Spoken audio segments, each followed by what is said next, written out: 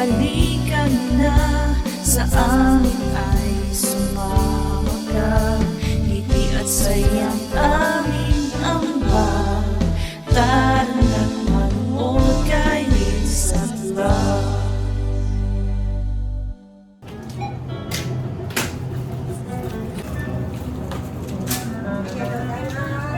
Ohayo, Team Liusat! Hello mga bro!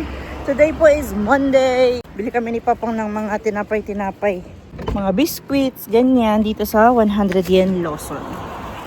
So we are back home. Galing nga kami sa 100 yen Lawson. Ubusan na kasi ng sibuyas. And bumili na rin ako ng mga tinapay. Yan, favorite kong tinapay to. Yan, tinapay. Quick haul lang to. Tinapay ni Jake and ni Baby Jack Jack. Saging! Favorite biscuit namin doon. Ay, baliktad pala. Pang singit-singit sa pambaang-baang ni Baby Jack Jack. Tapos, meron silang sale. Mahal na to sa iba. Pero doon, 500 minus 200 yen. Hindi ko alam kung yellow ba ang loob nito or orange or yung green. Pero gagawin ko siyang melon milk. And lastly, kaya kami bumibili talaga doon. Kasi meron silang murang saging na saba. And this one, ito. Ilang piraso ba to? 6. Ayan, 378. Mura na yan mga bro. It's a fail. Green pala yung laman nito. Pero okay lang, lalagyan natin yan ng gatas. So, nahiwa ko na yung ating mga melon. And gagadgarin pa po pala natin yan. Gamit ito. Baka naghahanap kayo ng ganito. Share ko lang today sa Amazon dito sa Japan. Nakabili po ako. Pero medyo malalaki siya. Pero okay lang. Meron akong nabili sa Pilipinas. Ito. Pero nasira na po kasi ito eh. Kaya hindi ko na siya magamit. Pag konting gadgad, natatanggal. Ayan, natatanggal na po kasi siya. Pero sa Pilipinas ko yan nabili. So, ito, nagtry ako dito sa Amazon sa Japan. Meron naman siya. So, malalaki nga lang. Pero okay lang yan. So, baka naghahanap po kayo ng ganito dito sa Japan. Ilalagay ko po yung link nito sa description box natin. Yun nga lang, medyo malalaki yung, yung strips niya. Kasi nga, malaki yung butas. Pero okay lang yan. Pwede na rin. Charan! Tapos na yung ating melon milk. So, yun lang ha. Medyo malalaki yung strips. Yun yung ginamit ko, yung 4.4 at saka yung, ayan, condensed na mura lang din yan sa Gyomu Supermarket. So, ayan, yung ating melon milk. Pero hindi ko pa ito matitikman kasi nga, fasting pa tayo hanggang 11 a.m. Ay, nako. Nakapagtupirin ako ng mga nilabhan. Pero hindi pa tapos yan kasi ito yung mga bimpo. Tapos yung mga damit ni Baby Jack Jack, mamaya na lang yan. Pero ayan na, yung mga panty, brief na ni Papa, mga medyas. Yun naman kila Kuya Jerome, tsaka kay Jake, brief, at tsaka mga medyas nila. So, yun na yung lahat ng mga natupi ko this morning. And naka-ready na rin yung aking damit. Ayan. Kasi may pasok tayo today.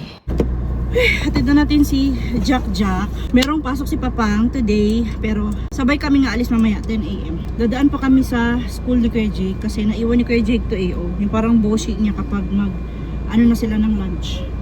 So tara pa na eh. Bababa ako na sa school ni Kuya Jake. Sandali pa, okay? Seatbelt okay? Seatbelt Jack okay? Bye-bye. Say bye-bye. Look at here. Look at here. Say bye-bye. I just ang cute.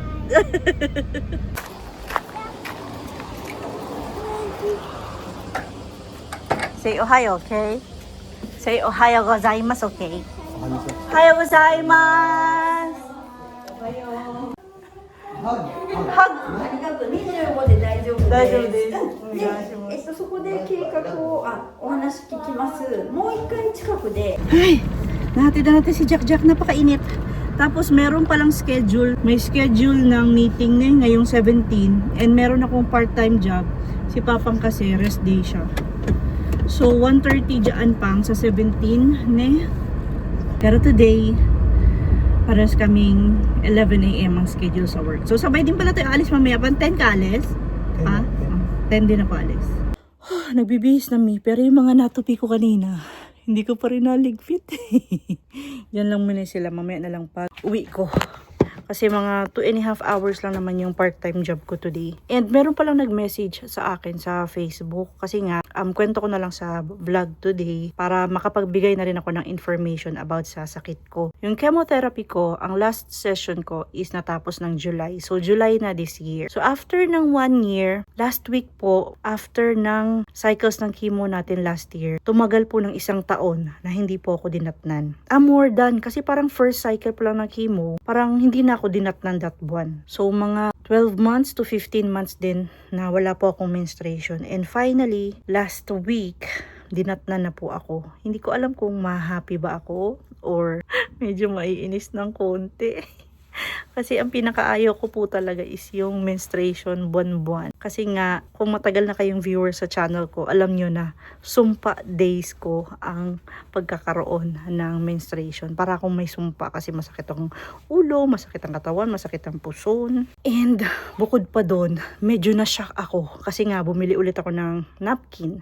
So pagpunta ko sa napkin aisle, sabi ko, hala, yung dati kong binibili na na napkin na nasa around 500 or 600 yen. Ngayon nasa mga 800, 900 yen na siya. Hala, sabi ko, sobrang mahal na pala ngayon ng mga napkin kasi nga hindi ako palagi nadaan doon, hindi na ako palagi nagche-check doon kasi nga wala nga ako menstruation. So last week pagpunta ko sa drugstore, nagulat ako, na-shock ako. Kasi gano'n na pala kamahal yung mga presyo ng mga napkin. May menstruation na, meron pang inflation. Parang gano'n. At anyways mga bro, hindi naman bad thing yung pagkakaroon ng menstruation. Kaya medyo happy din. Kasi ibig sabihin nun, kung baga nagfa-function na ulit yung aking parang uterus. And ang sinabi ng doctor sa akin, kahit hindi po ako nagkakaroon ng menstruation buwan-buwan, iwasan kong mabuntis. Kasi pwede pa rin daw mabuntis kahit na hindi po nagkakaroon ng menstruation buwan-buwan. Yun lang yung gusto kong ibigay na information today about sa sakit ko. Back to normal na yung ating menstruation cycle. And may nag-comment nga po sa akin sa Facebook, hindi siya nag-comment ng message na siya daw this year, January, yung last cycle niya ata ng chemo. Tapos, hindi pa daw siya dinadatnan. So, aabutan po talaga siguro ng mga 1 taon or more than 1 taon bago ka po datnan ulit from the last cycle po ng chemotherapy. So, yun yung good news. And yung bad news, ibig sabihin nun, is magkakaroon na naman ako ng monthly na sumpa. May mga 3 to 5 days na naman akong parang meron akong sumpa. Kasi nga masakit yung katawan, masakit ang paso, masakit yung ulo. Tapos ngayon, bukod doon, masakit din sa bulsa. Kasi ang mahal ng napkin. Pasok na ang mga shagyosha no kata. Ay, shagyosha no kata ba? Ay, hindi pala. Part-timer. Bye pa. Tingin ito ba? Is fine. Bakit?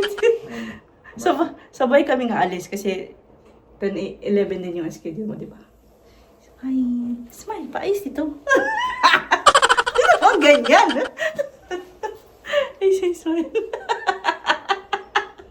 Ay, siya mag-smile pa? You know. Ingat sa drive, ha? Bye pa. Love you. Love you. Oh my God. Bye. Bye pa. Hindi ko na mapis yung kamay ko. Ay, nira pa magpis. Oh, nating susi. Look at me. Look at me. Para kasi Jack. We are here. Ang oras is 10:35. Ayun, sa orasan ko. Kita niyo ba yan? 10:35. And ang schedule ko today, kung tama yung pagkakabasa ko, 11 AM ang schedule ko today. Bakit parang excited ako mga bro? Kasi mula ng July 1, ngayon lang ulit ako nagka-schedule ng pasok. Kasi nga, under renovation po yung McDonald's na branch kung saan nagpa-part-time job ako. So magre-reopen sila ngayong July 17 pa. And today is Monday, July 14. Hindi lang kasi talaga ako sure kung tama yung pagkakabasa ko, pero meron akong pasok today 2 oras at kalahati. OMG, ganito na magiging itsura ng namin, McDo namin. Ang ganda na. Ang ganda na. Ayan, close pa kasi. Wala nga akong pasok today. Umorder na lang ako ng yung naan na tinapay. Ayan, dito sa na to. Masarap yung cheese na naan. Umorder na lang ako kasi favorite yan ni Kuya Jerome. So, bilhan ko na rin siya. At saka pag uwi ko, tabi-tay din ako. So, bumili ako ng dalawang circle. Mamaya papakita ko nga sa inyo. Kasi baka may ganitong sa inyo ba. Ito yung masarap na tinapay na binibili ko dito. Ayan, Maya's Kitchen. Baka meron sa mga iyon naman sa inyo. Okay, Oishi Pang. Arigatou gozaimasu. Yan. Minsan, utusan ako ni Kuya Jerome na bumili. Kasi, pag ako ang bumili dito, minus 10%. Yung total ng binili ko, minus 10% siya. So, waiting tayo. Kasi bumili ako ng 2 circle. And yun na din yung kakainin ko pag uwi sa bahay. Ito na yung tinapay. Sa bahay na natin buksan yan para mainit pa. Ganun talaga, may mga time na nagkakamali kasi mga tao lang din naman tayo, di ba? So, intindihin na lang natin na namali sila ng lagay ng schedule today.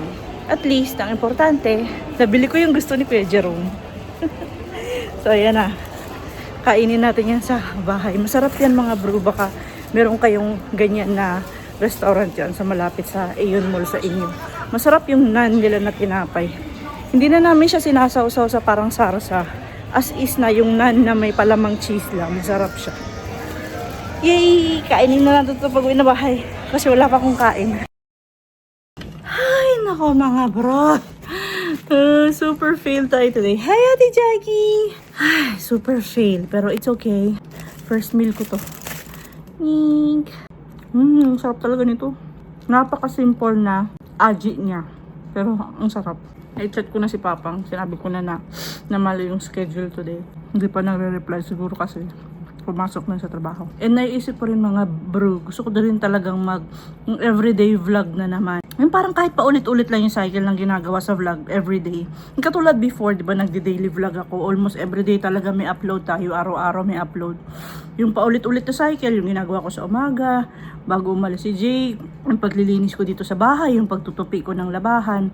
Yun kasi yung parang nawala sa vlog namin ngayon eh. Kaya hindi rin ako nakakapag-daily vlog na. Kasi ang dahilan yan mga bro, kasi nga, hindi na po tayo katulad before na medyo malakas pa yung pangangatawan natin na pwede pa tayong sumabak sa everyday vlog na kahit everyday akong mapuyat, okay lang. And yung vlogs po kasi namin, hindi po kasi sa cellphone lang po ini-edit. I-edit ko sa cellphone, itatransfer ko pa sa computer. Yung 10 to 20 minutes na vlog na napapanood po ninyo, inaabot po yan ng mga 2 to 3 to 4 hours yung editing time. Mula sa pag-transfer hanggang sa mabuo yung render ng vlog. Pag medyo maiksi yung vlog, mga below 10 minutes, ayan, inaabot lang po ng mga 2 oras. And wala tayong daily vlog na kasi nga, meron na po tayong karamdaman ngayon na hindi tayo pwedeng magpuyat everyday. Kasi sa totoo lang, based sa experience ko, hindi ka kaagad mamamatay kapag wala kang kain. Papayat ka muna. Pero kapag wala kang palaging tulog, medyo hindi talaga siya maganda sa katawan. So hanggang dito na lang po muna for today's vlog dahil palpak ang ating pagbabalik part-time job. Kasi nga, mali yung schedule. And hindi po pala ako yung nagkamali. Sila po yung nagkamali. Kasi kita-kita yung pangalan ko na nakasulat dun sa schedule. Mali lang po talaga yung pagkakagawa. Pero okay lang po yun. At least, di ba, nabilihan ko ng masarap na tinapay si Kuya Jerome. Ayan. And tabitay din kasi ako nito. Yung isang buong ganito, nandoon si Kuya Jerome na yun. Pero ako hindi ko rin naman ito mauubos. Mga kalahati, mga 2 pa. Yun lang po. Again, maraming salamat po sa panonood and sa pagtambay today sa channel namin. Please like, comment, and subscribe. Tumalsik ka. Natin, Jackie. Always remember, whatever you are, be a good one. Bye-bye for now and see you again on our next one. Bye mga bro. Sa next vlog po ulit. I'll back today.